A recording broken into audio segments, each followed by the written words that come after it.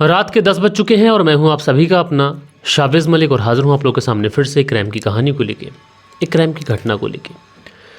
दोस्तों, एक लड़की जो एक लड़के के प्यार में, उसकी मोहब्बत में कुछ इस कदर पागल होती है कि पागल होने के बाद में वो अपने घर को छोड़ती है, अपने परिवार को छोड़ती है, अपने समाज को छोड़ती है, अपने लोगों को छोड़ती है, अपने धर्म को छोड़ती है और उसके बाद में वो उस व्यक्ति के साथ जाती है, शादी करती है। लेकिन जब समय अंत के करीब पहुंचता है, अब अंत में क्यों बोल रहा हूँ जी, मैं आप लोग को वीडियो के अंत में बताऊंगा। जब समय अंत की तरफ पहुंचता है तो उस लड़की के साथ में जो होता है, ये तो आज के ज़माने में आम बात हो गई है। इस तरीके के अनगिनत केस मैंने आप लोगों को सुना दिए हैं। लेकिन दोस्तों, इस केस के अंदर जो आरोपी था, उस आरोपी को सज़ा दिलवाने में एक ऐसे शख्स का योगदान रहा कि इस तरीके की मिसालें बहुत ज़्यादा कम मिलती हैं। तो पूरी कहानी सिलसिलेवार तरीके से दोस्तों मैं आप लोग को सुनाऊंगा, बस आप लोग इस वीडियो में अंत तक बने रहिएगा। चैनल पर अगर आप लोग पहली बार आए हैं तो इस चैनल को सब्सक्राइब करिएगा, साथ के साथ जो बेल आइकन रहता है उस बेल आइकन को प्रेस कर दीजिएगा ताकि आने वाली जो क्राइम डॉक्यूमेंट्रीज रहती हैं उसकी नोटिफिकेशन आप लोग को रेगुलर बेसिस पे मिलती रहे। दरअसल दोस्तों, आज की कहानी की बात करें तो आज की कहानी की शुरुआत होती है उत्तर प्रदेश से, और इसी उत्तर प्रदेश में एक जगह लगती है लखीमपुर खीरी, और इसी लखीमपुर खीरी के अंतर्गत एक थाना आता है गोकड़दाम थाना, और यहीं पर एक परिवार रहा करता है। इस परिवार में एक लड़की है जिसका नाम है उमा शर्मा। उम्र वगैरह इतनी थी नहीं, देखने में ठीक थी, अच्छी लड़की थी, नेचर भी अच्छा था, परिवार भी ठीक ठाक था। अब लड़की धीरे धीरे बड़ी होती है। बड़ी होने के बाद में स्कूल में जाना शुरू करती है, स्कूल कॉलेज जाती है, और वहीं पर इसकी मुलाकात एक लड़के से होती है। अब इस लड़के से जब इसकी मुलाकात होती है तो मुलाकात पहले तो दोस्ती में रहती है, लेकिन उसके बाद में जो उमा शर्मा थी इस लड़के से मोहब्बत करने लग जाती है। अब उमा शर्मा और ये जो लड़का था, जब एक दूसरे से ये दोनों मोहब्बत करने लगते हैं तो उसके बाद में आखिरकार उमा शर्मा अपनी लवर के बारे में, अपनी मोहब्बत के बारे में अपने घर पे बताती है। उमा शर्मा बताती है कि मैं एक लड़के से प्यार करती हूँ। अच्छा, परिवार वाले जब ये बात सुनते हैं कि हमारी जो बिटिया है वो किसी से मोहब्बत करती है, किसी से प्यार करती है, तो परिवार वालों को भी कोई ऐसा एतराज़ होता नहीं है। परिवार वाले कहते हैं कि ठीक है, हम लोग शादी करा देंगे, इसमें कौन सी एतराज़ वाली बात है। अगर हमारी बच्ची किसी को पसंद करती है तो बेहतर यही है कि उसकी पसंद से ही शादी कर दी जाए। लेकिन यहाँ पर जो उमा शर्मा है जिससे ये प्यार करती थी, जब ये उसका नाम बताती है तो घर वालों की एकदम से हालत ख़राब हो जाती है। दरअसल उमा शर्मा बताती है कि जिस लड़के से वो मोहब्बत करती है उसका नाम है मोहम्मद वसीम। अब आप समझ सकते हैं कि उमा शर्मा जो कि एक हिंदू लड़की है और जिससे वो प्यार करती है उसका नाम मोहम्मद वसीम है। तो आप इस बात से अंदाज़ा लगाइए कि किसी के माँ बाप क्या किसी लड़की को किसी दूसरे धर्म में शादी करने के लिए अलाउ करेंगे? बिल्कुल नहीं। और शेम उमा शर्मा के जो माता पिता थे वो भी यही कहते हैं। लेकिन जो उमा शर्मा थी वो ज़िद पर अड़ जाती है। उमा शर्मा कहती है कि देखो, मैं शादी करूंगी तो मोहम्मद वसीम से ही करूंगी, अन्यथा मैं शादी ही नहीं करूंगी। अब उमा की एक तरफ ये जिद थी कि वो शादी करेगी तो मोहम्मद वसीम से ही करेगी। लिहाजा जो परिवार वाले होते हैं ये उमा शर्मा को हर संभव समझाने की कोशिश करते हैं, लेकिन परिवार वाले समझा कर उमा को हार जाते हैं। लेकिन जो उमा थी उसके ऊपर शायद मोहब्बत का भूत सवार था, इसलिए मार्च साल 2017 में जो उमा थी ये मोहम्मद वसीम से शादी कर लेती है। एंड शादी करने के बाद में ये मोहम्मद वसीम के घर, यानी जहाँ पर उसका घर था हफीज़पुर में, वहीं पर रहने लग जाती है। इधर उमा शर्मा अपना घर को छोड़ के जा चुकी थी। उमा शर्मा के परिवार वालों को जब ये बात पता चलती है तो उन्हें बहुत ज़्यादा झटका भी लगता है। अमूमन दोस्तों, एक माता पिता जो होते हैं अपने बच्चे की 20 से 25 साल परवरिश करते हैं, तब जाकर उसकी शादी करते हैं। लेकिन उसके बाद में जो बच्चे होते हैं अपनी खुशियों के लिए उनके माँ बाप के सपनों को, उनके माँ बाप की मेहनत को भूल जाते हैं, और सेम कुछ उमा शर्मा ने भी ऐसा ही किया था। लिहाजा अब यहाँ पर उमा शर्मा के बारे में उमा शर्मा के माता पिता से अगर कोई भी पूछता कि उमा कहाँ है, वो ठीक तो है या नहीं है, तो उमा शर्मा के माता पिता का सिर्फ और सिर्फ एक ही जवाब होता था कि हमारी उमा नाम की कोई बेटी नहीं है और वो हमारे लिए मर चुकी है। यानी उमा शर्मा के माता पिता ने उमा शर्मा से अपने सारे ताल्लुकात ख़त्म कर लिए थे। अब जो इधर उमा शर्मा थी ये अपने पति के साथ में यानी मोहम्मद वसी के साथ में अपनी अच्छी खासी ज़िंदगी गुजार रही है। धीरे धीरे वक्त गुजरता है। अब यहाँ पर जो मोहम्मद वसी था एक दिन उमा शर्मा से कहता है कि तुम्हारा जो नाम है उमा शर्मा, तुम इसको बदल दो, क्योंकि तुम अब मुझसे शादी कर चुकी हो, मेरे धर्म में आ चुकी हो। अब एक तरीके से तुम्हें पुरानी पहचान, पुराना धर्म, ये सारी चीज़ें छोड़नी पड़ेंगी। लिहाजा जो उमा शर्मा होती है ये कहती है कि अब मैं तुम्हारी हूँ, जो चाहो तुम कर लो, जो नाम चाहो वो कर लो, जो तुम्हें ठीक लगे वो कर लो, मुझे कोई एतराज़ नहीं है। लिहाजा उसके बाद में जो मोहम्मद वसीम था ये उमा शर्मा का धर्मांतर कराता है। उसके बाद में इसे इस्लाम धर्म कबूल करवाता है और उसके बाद में जो उमा शर्मा थी अपना पुराना धर्म छोड़ती है, त्याग करती है, अपनी जात बिरादरी को छोड़ती है और उसके बाद में इसका नया नाम रखा जाता है अक्सा फातिमा। अब जो उमा शर्मा थी ये अब अक्सा फातिमा हो चुकी थी, इसने अपना पुराना धर्म छोड़ दिया था, ये अब मोहम्मद वसी के साथ में उसके धर्म में आ चुकी थी। लिहाजा इसने तमाम अपनी इसकी जो आइडिया थी उन सारी आइडियो पर नाम चेंज करा लिया था। पहले उमा शर्मा था और अब हर जगह पर अक्सा फातिमा हो चुका था। अब उसके बाद में धीरे धीरे जो वक्त था ये वक्त गुजरता है। उसके बाद में इस मोहम्मद वसी और जो उमा शर्मा थी जो अब अक्सा फातिमा बन चुकी थी, इनको एक बेटा होता है, इसका नाम ये हैदर रखते हैं। थोड़ा और समय गुजरता है, फिर एक और बेटा होता है, इसका नाम ये लोग हुमायूं रखते हैं। धीरे धीरे वक्त गुजरता है, लेकिन जो अब मोहम्मद वसी था, अब ये उमा शर्मा जो अक्सा फातिमा बन चुकी थी उससे कहता है कि तुम्हारे घर वालों के पास में बहुत ज़्यादा पैसा है, क्यों ना तुम अपने घर परिवार वालों से थोड़ा बहुत पैसा मांग लो, एक गाड़ी ले लो, क्योंकि तुम लोगों में तो बहुत ज़्यादा दान दहेज दिया जाता है, तो ऐसे में परिवार की थोड़ी मदद भी हो जाएगी। क्योंकि जब से पिताजी की मौत हुई है, जो बड़ा वाला भाई है वो तो मंदबुद्धि है, कुछ करता नहीं है। मैं ग्रिल फैक्ट्री में काम करता हूँ, उससे जो कुछ पैसे आते हैं उससे ही परिवार का भरण पोषण कर रहा हूँ। अगर तुम गाड़ी वगैरह ले लोगी अपने मायके से तो मुझे कम से कम फैक्ट्री जाने आने में आसानी होती रहेगी। लेकिन जो उमा शर्मा थी दोस्तों, इसने एक बार भी अपने परिवार वालों से बात नहीं की थी जब से ये आई थी। उधर दूसरी तरफ परिवार वाले ना इसका फ़ोन उठाते थे, कभी अगर करने की कोशिश भी करती। दूसरी तरफ पहले ही इसने अपने परिवार वालों को पूरी तरीके से त्याग दिया था, छोड़ दिया था। इसने अपना धर्म बदल लिया था, अपनी मर्ज़ी से भागकर शादी कर ली थी, सब कुछ इसने अपनी मर्ज़ी से किया था। तो परिवार वाले भी इससे बहुत ज़्यादा खफा थे। अब उमा शर्मा को समझ में आ नहीं रहा है कि वो क्या करे। पति इस तरीके की डिमांड रख रहा है, उधर जो परिवार वाले हैं उनसे किसी भी तरीके का कोई ताल्लुक नहीं है। लेकिन उसके बाद भी उमा शर्मा अपने परिवार वालों से किसी तरीके से कोई कांटेक्ट करने की कोशिश करती है। लेकिन दोस्तों, उमा शर्मा का जो पहले परिवार था वो मुन्नूगंज में रहा करता था।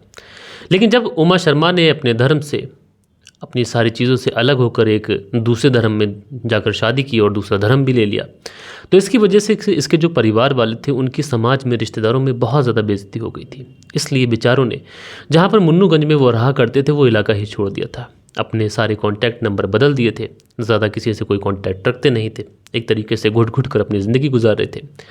उसके बाद में जो उमा शर्मा थी अपने तमाम रिश्तेदारों को कॉल करने की कोशिश करती है। किसी का नंबर लगाती तो नॉट रीचेबल बताता, तो किसी का नंबर बताता तो कहीं और लग जाता। जितनी भी सहेलियाँ थीं उनकी सबकी शादी हो चुकी थी। लिहाजा उमा शर्मा को ये लगने लगा था कि परिवार वालों से कांटेक्ट कर पाना शायद उमा शर्मा के लिए पॉसिबल नहीं है। इसलिए उमा शर्मा अब मोहम्मद वसी से कहती है कि मेरे परिवार वालों से मेरा कोई भी कांटेक्ट नहीं हो पा रहा है और परिवार वालों से किसी भी तरीके की कोई मदद मिल भी नहीं सकती। इसलिए तुम जो बोल रहे हैं मैं करने के लिए तैयार हूँ, लेकिन परिवार वालों से कोई मदद मिल नहीं सकती, ना पैसा मिल सकता, ना गाड़ी मिल सकती।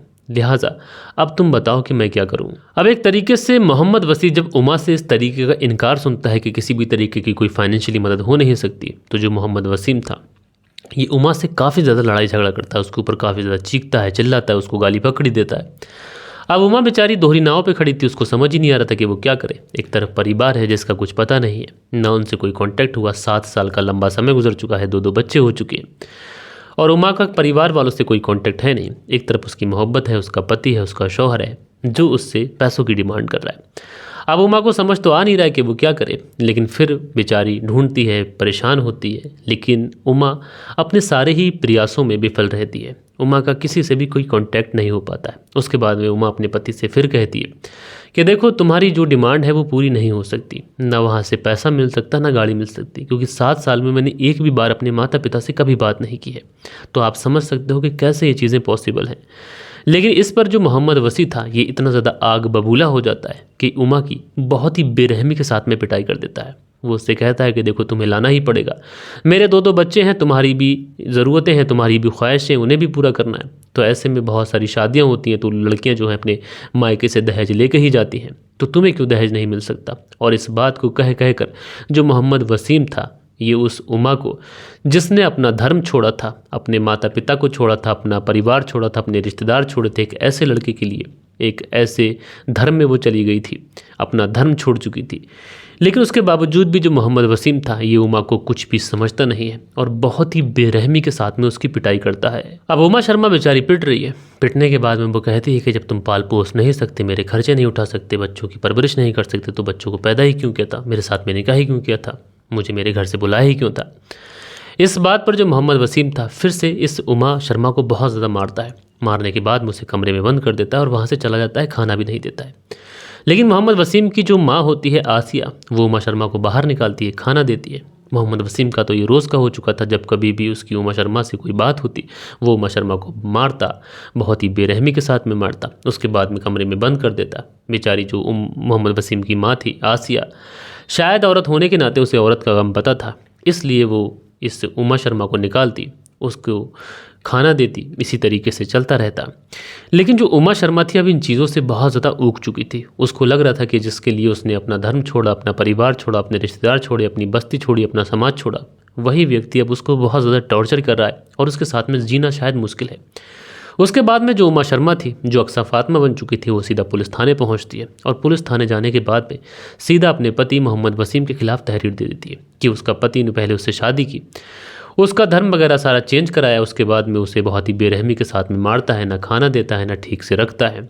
अब आप समझ सकते हैं दोस्तों, एक तरीके से लव जिहाद का मामला, इसलिए पुलिस भी इस पूरे मामले में बहुत ज़्यादा एक्शन में आती है। तुरंत इस मोहम्मद वसीम को उठाया जाता है, उठाने के बाद में सीधा से पुलिस थाने लेके आया जाता है और इससे कहा जाता है कि देखो, तुम उमा शर्मा यानी अपनी पत्नी अक्सा फातिमा के साथ में जो कर रहे हो वो ठीक नहीं है। अगर तुम इस तरीके की चीज़ें करोगे तो तुम्हें जेल में डाल दिया जाएगा और आगे तुम्हारे साथ में क्या कुछ हो सकता है इसका अंदाज़ा शायद तुम्हें नहीं है। लिहाजा बेहतर तुम्हारे लिए यही है कि तुम अपनी पत्नी के साथ में सही से रहो।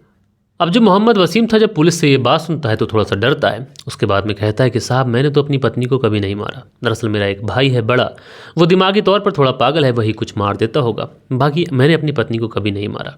उसके बाद में पुलिस जो थी वो इस मोहम्मद वसीम और उमा शर्मा को समझाती है, समझा बुझा कर ये जो इन दोनों का फैसला था वो ऑन द रिकॉर्ड होता है और उसके बाद में इन दोनों को घर वापस भेज दिया जाता है। थोड़ा समय गुजरता है, मोहम्मद वसीम फिर से अपनी पत्नी उमा शर्मा को बहुत ही बेरहमी के साथ में मारता है, उससे पैसों की डिमांड करता, उसे मारता, बात बात पर झगड़ा करता और फिर मारता। अब दोस्तों उमा शर्मा को समझ ही नहीं आ रहा था कि वो क्या करे। एक बार पुलिस में गई थी, वहाँ पर भी समझा बुझाकर मामला शांत कर दिया गया क्योंकि पति पत्नी का मैटर था।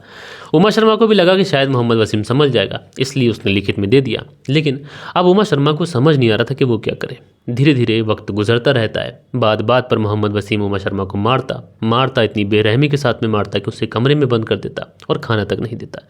और दोस्तों मार तोड़ का जो सिलसिला था ये तकरीबन 7 साल तक चलता रहता है। दोस्तों जब कभी भी मोहम्मद वसीम की माँ घर पर रहती तो उस समय तो इस अक्सा फातिमा यानी उमा शर्मा की मार पिटाई नहीं करता था। अब बंद कमरे के अंदर रात के समय कोई अपनी पत्नी के ऊपर क्या जुल्म तोड़ रहा है ये किसी माँ को तो नहीं पता। लिहाजा इसी तरीके से जो मोहम्मद वसीम था इस उमा शर्मा को बंद कमरे में बहुत ही बेरहमी के साथ में मारा करता था। धीरे धीरे वक्त गुजरता रहता है, उमा शर्मा के साथ में जो प्रताड़ित उसको किया जा रहा था वो बेचारी सहती रहती है इस वजह से कि उसने अपनी मर्जी से शादी की थी। धीरे धीरे वक्त गुजरता चला जाता है, साल 2021 गुजर जाता है, साल 2022 का महीना आ जाता है, साल 2022 में दिसंबर के महीने में जो मोहम्मद वसीम की माँ थी आसिया, वो अपनी बेटी और दामाद से मिलने के लिए कानपुर जाती है। 2-4 दिन वहाँ पर रुकती है, 2-4 दिन के बाद में वापस आती है 20 दिसंबर को। तो देखती क्या है कि घर के अंदर मोहम्मद रफ़ी जो उसका बड़ा बेटा है, जो दिमागी तौर पे पागल है, वहीं पे वो भी बैठा हुआ है, उल जलूल हरकतें कर रहा है। मोहम्मद वसीम भी बैठा हुआ है। जो 2 पोते हैं हैदर और हिमायूं, वो भी दौड़े भागे दादी के पास आते हैं, गोद में चढ़ जाते हैं कि दादी क्या लेके आई हो, क्या लेकर नहीं आई हो। लेकिन जो आसिया थी उसको अपने दोनों बेटे दिखाई पड़ रहे थे, दोनों पोते दिखाई पड़ रहे थे। लेकिन उनके घर में जो उनकी बहू थी, जो उमा शर्मा जिसका नाम अक्सा फातिमा हो चुका था, वो कहीं भी दिखाई नहीं पड़ रही है। उसके बाद में इस मोहम्मद वसीम की जो माँ आसिया होती है उसको लगता है कि शायद मन परेशान होगा, अकेली थी, मोहल्ले पड़ोस में किसी के यहाँ बैठने चली गई होगी। तो जो आसिया थी वो अपने कामकाज में लग जाती है, क्योंकि आई थी कपड़े वगैरह सेट करने लग जाती है। धीरे धीरे वक्त गुजरता है, शाम होने को होती है, लेकिन जो उसकी बहू उमा शर्मा उर्फ अक्सा फातिमा थी वो लौट कर नहीं आई थी। लिहाजा अब जो आसिया थी अपने बेटे मोहम्मद वसीम से पूछती है कि उमा शर्मा यानी कि अक्सा फातिमा कहाँ है। तो जो मोहम्मद वसीम था वो कहता है कि दरअसल वो काम से कहीं पर गई हुई है और मैं ही उसी का इंतज़ार कर रहा हूँ, अभी तक लौट कर नहीं आई है।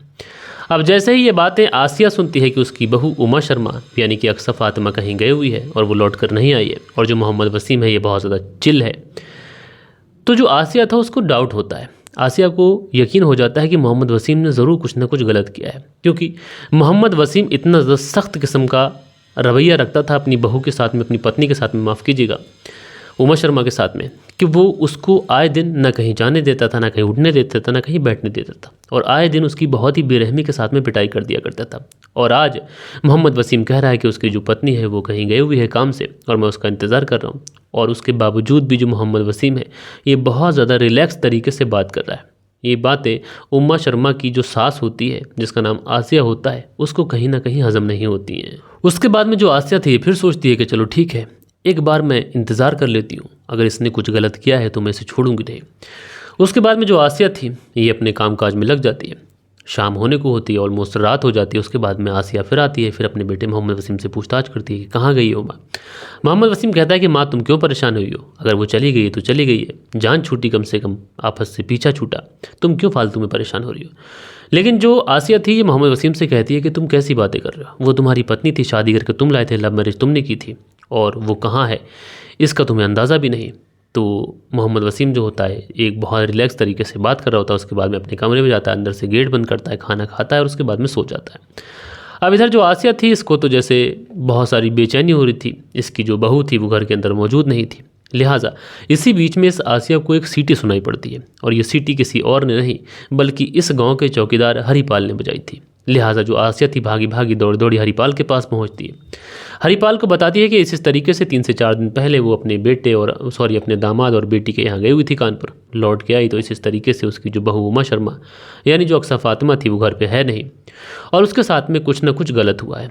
और ये सब कुछ गलत करने वाला कोई और नहीं बल्कि उसका खुद का ही बेटा यानी उमा शर्मा का पति मोहम्मद वसीम है। अब जैसे ही ये बातें हरिपाल आसिया की सुनता है तो तुरंत आसिया को लेकर नज़दीकी पुलिस थाने पहुंचता है। एंड पुलिस थाने पहुंचने के बाद में आसिया जो थी पुलिस को सारी बात सिलसिलेवार तरीके से बताती है कि किस तरीके से वो कानपुर गई थी अपनी बेटी और दामाद के यहाँ पर। जब लौट के आई तो उसकी जो बहू है जिसका नाम उमा शर्मा था, अब उसने हमारे धर्म में आ गई थी तो उसने अपना नाम अक्सा फातिमा रख लिया था, लेकिन अब उमा शर्मा घर पे मौजूद नहीं है। और साहब मुझे शक है कि जो मेरा बेटा मोहम्मद वसीम है जो उमा शर्मा का पति है उसने ही उसे कहीं ना कहीं गायब किया है या फिर उसका कत्ल कर दिया है। अब ये बातें जब पुलिस वाले सुनते हैं तो इस मामले में सतर्क होते हैं। तुरंत पुलिस की एक टीम जो थी मोहम्मद वसीम के घर पे पहुंचती है। मोहम्मद वसीम को उठाया जाता है जहां पर वो सोया हुआ था कमरे के अंदर, और उससे पूछा जाता है कि तुम्हारी जो पत्नी है उमा शर्मा वो कहाँ है। तो जो मोहम्मद वसीम था ये पुलिस से कहता है कि साहब वो कहीं चली गई है और मैं खुद परेशान हूँ, मैं खुद उसे ढूंढ रहा हूँ। अब जैसे ही पुलिस वाले मोहम्मद वसीम की ये बात सुनते हैं कि ये परेशान है, उसको ढूंढ रहा है, तो पुलिस वाले उससे कहते हैं कि अगर तुम उसको ढूंढ रहे हो तो फिर कमरे के अंदर सोए कैसे हो। ये बातें मोहम्मद वसीम जब सुनता है तो कहता है कि दरअसल उसका रोज़ का आ जाना हो गया है, वो झगड़ती है, उसके बाद में घर से भाग जाती है, थोड़ी देर के बाद में लौट आती है, 1 आध दिन के बाद में, तो मैं इसलिए रिलैक्स हूँ कि हो सकता है कि कल तक वापस आ जाए। लेकिन इसी बीच में पुलिस की जो नज़र थी ये इस मोहम्मद वसीम के कमरे में तख्त जो पड़ा हुआ था उसके नीचे पहुँचती है, और वहाँ पर पुलिस को ऐसा लगता है कि शायद मिट्टी के साथ में कोई छेड़छाड़ की गई है। उसके बाद में पुलिस वाले तख्त के नीचे को इशारा करते हैं और कहते हैं कि यहाँ की मिट्टी को क्या हुआ है। तो उसी समय मोहम्मद वसीम जो था भागने की कोशिश करता है, पुलिस उसे दबोच लेती है। उसके बाद में फावड़ा मंगाया जाता है, जो मिट्टी थी उस मिट्टी को हटाया जाता है। तो दोस्तों अंदर का जो दृश्य होता है ये वहाँ पर मौजूद हर एक शख्स को विचलित कर देता है। दरअसल उसके अंदर कुछ और नहीं बल्कि उमा शर्मा की डेड बॉडी पड़ी हुई थी। पुलिस वाले डेड बॉडी को बाहर निकालते हैं। डेड बॉडी में देखने से ऐसा लग रहा था कि खून की एक बूंद तक नहीं बची है, डेड बॉडी पूरी तरीके से सूख चुकी है। उसके बाद में पुलिस वाले डेड बॉडी को पोस्टमार्टम के लिए भेजते हैं और यहाँ पर मोहम्मद वसीम से सख्ती से पूछताछ करते हैं। तो मोहम्मद वसीम बताता है कि जब उसकी माँ जो थी वो 3-4 दिन के लिए कानपुर गई हुई थी तो उसी दौरान उसकी और उसकी पत्नी उमा शर्मा की किसी बात पर झगड़ा हो गया। उसके बाद में मोहम्मद वसीम ने उमा शर्मा को पहले तो बहुत बेरहमी के साथ में पीटा, चूँकि वो पहले भी उसे पीटता चला आता था, उसे पत्नी की तरह तो उसे ट्रीट ही नहीं करता था, एक दरिंदे की तरह उस पर कभी भी हमला बोल दिया करता था, कभी भी उसका ना ख्याल करते हुए कि उसने अपने परिवार को छोड़ा, सब कुछ छोड़ के उसके लिए आई थी, और उसके बावजूद भी उसे मार पीटता था। उसके बाद में जब उमा शर्मा बेहोशी के आलम में ज़मीन पर गिर जाती है तो उसके बाद ये तार निकाल के लेके आता है केबल और स्विच में लगाता है, जो सॉकेट होते हैं उसमें लगाता है, स्विच ऑन करता है, और उसके बाद में उमा शर्मा के जिस्म पर उस तार को जब तक लगाए रहता है कि जब तक उमा शर्मा झुलस नहीं जाती है, यानी करंट लगाकर उसके जिस्म का एक एक बूंद खून सुखा देता है। उसके बाद में इसको रियलाइज़ होता है कि अब उमा शर्मा मर चुकी है। लिहाजा फिर ये सोचता है कि अगर डेड बॉडी को मैंने कहीं बाहर फेंका, बाहर लेकर गया, काटा पीटा और किसी ने देख लिया तो वो पकड़ा जाएगा, तो बेहतर यही है अगर मैं अपने कमरे के अंदर ही इसे दफन कर देता हूँ तो किसी को कोई शक नहीं होगा, क्योंकि कोई देखेगा ही नहीं तो भला किसी को क्या शक होगा। हालांकि मोहम्मद वसीम और उमा शर्मा के 2 बेटे जो थे हैदर और हुमायूं, इन सब ने देखा था लेकिन वो बहुत छोटे थे उन्हें डरा धमका दिया था इसने। तो उसके बाद में ये अपने ही कमरे के अंदर तख्त के नीचे गड्ढा खोदता है और गड्ढा खोदने के बाद में उसकी डेड बॉडी को वहीं पर दफना देता है और उसके बाद में ऊपर से तख्त डालकर ये अपनी ही पत्नी के ऊपर तख्त डालकर बिस्तर लगाकर सोता रहता है। बहरहाल दोस्तों, ये एक ऐसी माँ थी जिसने गलत को गलत कहा और सही को सही कहा। दोस्तों, दुनिया के अंदर ऐसे बहुत सारे लोग हैं जो गलत का साथ देते हैं। दोस्तों, गलत गलत होता है, सही सही होता है, कभी भी गलत के साथ खड़ा नहीं होना चाहिए। और मोहम्मद वसीम जैसे दरिंदे पहले महिलाओं को, लड़कियों को बहकाते हैं, एक तरीके से उनके साथ में लब जिहाद करते हैं और उसके साथ बाद में इनके साथ में बेरहमी से मार पिटाई करते हैं। ऐसे लोगों को क्या से क्या सज़ा मिलनी चाहिए दोस्तों, आप लोग कमेंट्स करके हमेशा बताएगा। और इस वीडियो के अंदर लड़कियों के प्रति जो एक सीख होती है वो बहुत बड़ी सीख है, तो लड़कियों को ये वीडियो आप ज़रूर से ज़रूर शेयर करिएगा। बाकी दोस्तों, मिलते हैं कल के दिन, और उससे पहले आप लोग के कुछ कमेंट्स भी हैं, वक्त होता है कि आप लोग के कमेंट्स पढ़ लिए जाए। सो दोस्तों, कल के दिन जो कमेंट्स आए थे इसमें पहला कमेंट्स किया था सुनील त्यागी जी ने। ये लिखते हैं, नमस्कार भाई साहब, रेणु सुनील त्यागी, शाना बुलंदशहर से कहानी सुनते हैं, बहुत बहुत शुक्रिया मेरे भाई। स्माइलिंग वीवर्स जो है उन्होंने दूसरा कमेंट किया था, लिखते हैं, अस्सलाम वालेकुम भाईजान, कैसे हो आप, बिग फैन भाईजान, love you bro, all the best. तो स्माइलिंग वीवर जी भाई, आपका बहुत बहुत शुक्रिया, आपने अपना बेशकीमती कमेंट्स किया। राजू सोलंकी है, लिखते हैं, नाइस स्टोरी मलिक भाई, आवाज़ में कुछ जादू है भाई। तो राजू सोलंकी जी मेरे भाई, शुक्रिया आपका। मंसूरी भाईजान है, लिखते हैं, मंसूरी भाईजान हार्ड बनाते हैं, शुक्रिया मेरे भाई। मंसूरी भाईजान आगे लिखते हैं, भाई जी हम आपको सऊदी अरब से सुनते हैं। तो मंसूरी भाईजान जी शुक्रिया मेरे भाई। मंसूरी भाईजान का अगला और कमेंट लिखते हैं, भाई जी आपकी कहानी सुनाने का अंदाज बहुत अच्छा है। तो मेरे भाई शुक्रिया आपका। मंसूरी भाईजान आगे लिखते हैं, भाई जी कहानी को हम पहले भी सुन चुके थे लेकिन आपके अंदाज में बहुत अच्छा लगा। तो मेरे भाई शुक्रिया। फिर कमेंट्स जो है मंसूरी भाईजान का लिखते हैं, भाई जी क्राइम की कहानी में अवैध संबंध बहुत बड़ी वजह बनते, भाई शुक्रिया। उसके बाद में दिनेश कुमार लिखते हैं, बहुत अच्छी कहानी है भाई साहब, हम लोग अगर समझे तो इस कहानी में एक बहुत बड़ी सीख मिलती है हमको, और भाई साहब को आपके चैनल की उज्जवल भविष्य की कामना करते हैं। दिनेश कुमार, बनी पार्क, जयपुर से कहानी सुनते हैं, बहुत बहुत शुक्रिया मेरे भाई। धीरज सिंह है, लिखते हैं, राम राम मलिक भैया, कैसे हो, ठीक हो, पानी बहुत अच्छी लगी, कहानी बहुत अच्छी लगी। तो धीरज सिंह जी मेरे भैया राम राम, कैसे हैं आप बताइएगा। उसके बाद में जमालुद्दीन है, लिखते हैं, मैं जमालुद्दीन शाह राजौर से हूं और एटा उत्तर प्रदेश का रहने वाला हूं, बहुत बहुत शुक्रिया। उसके बाद में तेज बहादुर सहानी है, लिखते हैं, पति और पत्नी के रिश्ते लॉयल्टी पे डिपेंड करते हैं, अगर ये दोनों एक दूसरे के प्रति लॉयल नहीं हैं तो अंजाम अच्छे नहीं हो सकते, क्योंकि इंडियन कल्चर में ये सब नहीं चलता। बहुत अच्छी बात कही भाई आपने, लेकिन इन चीज़ों को कोई बीच का रास्ता निकल के सॉल्व आउट करना चाहिए, क्राइम का रास्ता कभी नहीं चुनना चाहिए। दिनेश कुमार लिखते हैं, मलिक भाई नमस्कार सर जी, मेरी वाइफ दीप जो है उनका बर्थडे है। तो दिनेश कुमार जी, आपकी जो वाइफ दीप हैं उनको उनके जन्मदिन की, उनके हैप्पी बर्थडे की बहुत सारी शुभकामनाएं। तो हैप्पी बर्थडे दीप, और मेरे सभी व्यूवर्स की तरफ से, मेरी फैमिली की तरफ से आपको आपके जन्मदिन की ढेर सारी शुभकामनाएं। आप दोनों पति पत्नी हमेशा खुश रहें। दिनेश कुमार लिखते हैं, बहुत बढ़िया कहानी है भाई। तो दिनेश कुमार जी शुक्रिया मेरे भाई। दिनेश कुमार जी आगे लिखते हैं, बहुत बढ़िया कहानी सुनाते हैं आप। तो दिनेश कुमार जी शुक्रिया। आगे भी दिनेश कुमार जी का कमेंट्स है। उसके बाद में जो अगला कमेंट्स है, ये कई कमेंट्स दिनेश कुमार जी ने किए हैं। उसके बाद में जो अगला कमेंट्स है ये है इख्तियार अहमद का, लिखते हैं, अस्सलाम वालेकुम भैया जी, कैसे हैं आप, उम्मीद करता हूं कि आप ठीक होंगे। आपकी सुनाई गई सच्ची क्राइम स्टोरी से सीख मिलती है, इंसान को सही रहना चाहिए, इसका अंत बहुत ज़्यादा ख़राब होता है। इख्तियार अहमद नूरिया हुसैनपुर से सुनते हैं।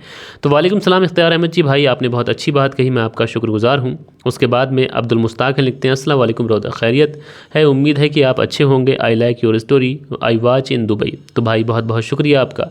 सोनू पांडे लिखते हैं, शाहबाज भाई जय हिंद, हम पिछले 5 महीने से आपकी कहानी सुनते हैं, बहुत अच्छी सुनाते हैं, धन्यवाद। वीडियो को लाइक भी करते हैं, चैनल को सब्सक्राइब भी कर लिया है। तो सोनू पांडे जी, पहली बात तो आपका शुक्रिया कि आपने अपना बेशकीमती कमेंट्स किया, लेकिन मेरा नाम शाहबाज नहीं बल्कि साबेज है।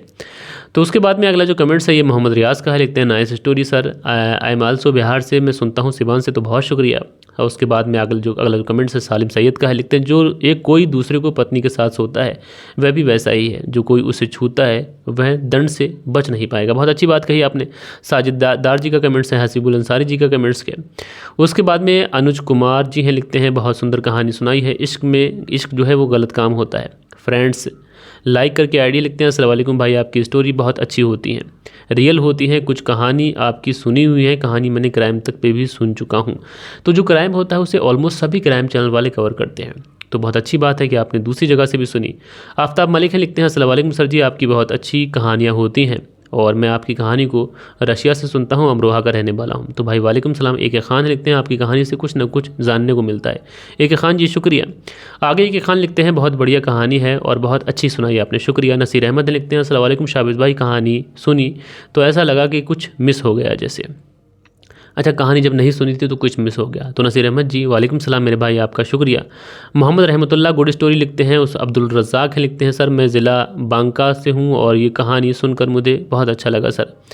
जावेद अंसारी है लिखते हैं, गुड स्टोरी सर। तो उसके बाद में सिकंदर खान है लिखते हैं, अस्सलाम वालेकुम भाई, ज़माना बहुत ख़राब है और किसी को भी भरोसा नहीं करना चाहिए, और कोई भी चाहे वाइफ हो या फिर कोई भी हो। उसके बाद में देव कुमार जी लिखते हैं, एक्सप्लेन हाउ टू सैपिच स्टोरी वॉइस। तो भाई आपका शुक्रिया।